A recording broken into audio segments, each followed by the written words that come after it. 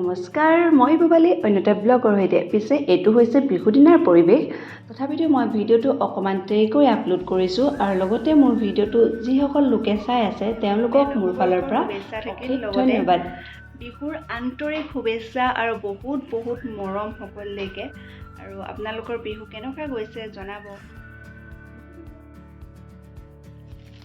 এইফালে মই এখন পৰিধান কৰিছোঁ মাক বিয়াতে উপহাৰ দিয়া এখন মেখেলা, বহুত দিনীয়া পুৰণি মুগা মেখেলা। আপোনালোকৰ বিহু পুৰণি বস্তুবিলাকৰ প্ৰতি মৰমটো এটা বিশেষ থাকে। মানুহৰ বিহু হয়, মানে কালি গৰু বিহু আছিলে। এতিয়া মই বিহু বুলি ফটো কেইখনমান তুলিবলৈ এনেকৈ সাজি কাচি বহি আছোঁ। মই পিছে ক'লৈকো নাযাওঁ দেই, সাজি কাচি বহি আছোঁ ফটো কেইখনমান তুলিম বুলি।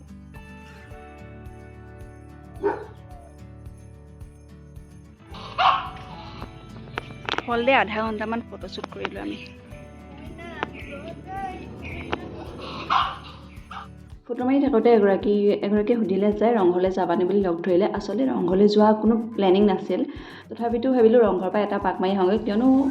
কিয়নো বহুত বছৰেই হ'ল মানে যোৱা হোৱা নাই, সেইটো কাৰণে ভাবিলোঁ ব'লা বোলে এপাক মাৰি আহোঁগৈ। তাৰপাছত আমি যাওঁতে বহুত পলমে হৈ গৈছিল। ইফালে সেইদিনাখন বতৰটো বহুত বেয়া আছিল, বৰষুণ আছিল।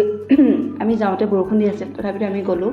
আৰু ৰংঘৰৰ পৰিৱেশটো আচলতে বহুত বেয়া হৈ গৈছিল, তলখন পূৰা বোকা হৈ গৈছিল বননিবিলাক। তেনেকৈ তাৰ মাজতেই বহুত ধুনীয়াকৈ বিহু মাৰি আছিল। আমি বিহু চাবলৈ ইমান নাপালোঁ ভালকৈ, কিয়নো যথেষ্ট মানুহ আছিল, সেইটো কাৰণে বিহুটো ভালকৈ চোৱা নহ'লে। তথাপিতো ভাল লাগিলে। ৰংঘৰটো অকণমান ফটো মাৰিলোঁ, ফটো মাৰি ধুনীয়াকৈ ঘৰলৈ গুচি আহিলোঁ।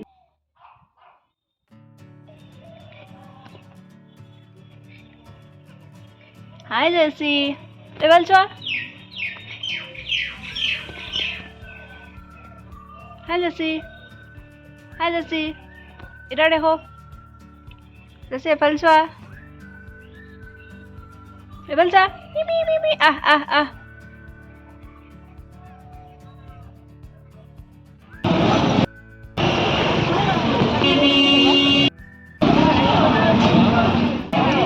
फाइनली आহি গ'লো ৰংঘৰ।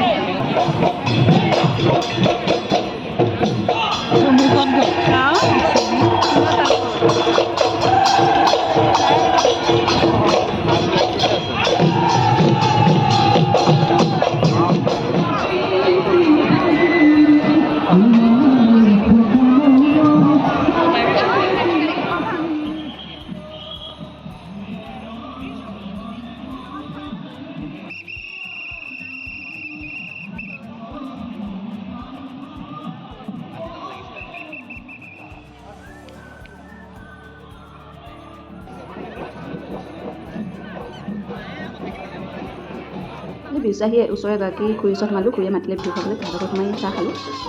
ঘৰ আহি পাওঁতেই বিহু এযোৰ আহিল, অকণমানি বিহু এযোৰা সেয়া দেখাই আছোঁ। ভিডিঅ' যদি ইমানখিনিলৈকে চালে তাৰ কাৰণে বহুত ধন্যবাদ, থেংক ইউ।